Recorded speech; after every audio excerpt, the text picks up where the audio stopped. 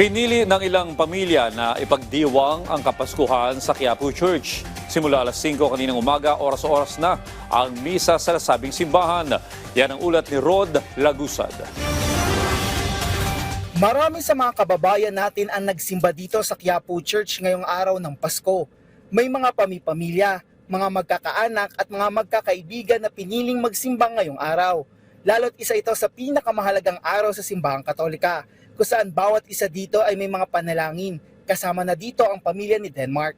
Lagi naman kami nagsisimba dito sa Quiapo Church and natapat din na Pasko ngayon. Thankful kami kasi syempre kumpleto pa rin kami, tapos maraming biyaya na natanggap ngayong taon, tapos sa anak ko. Yun yung mga dapat pinagpapasalamat namin palagi. Si Monsito kasama din ang kanyang pamilya sa pagsimba ngayong Pasko dito sa Quiapo Church. Anya, mula pa sila sa Tanza, Cavite. Lagi po kami nagsisimba pag tuwing Pasko po. Dito po, Quiapo.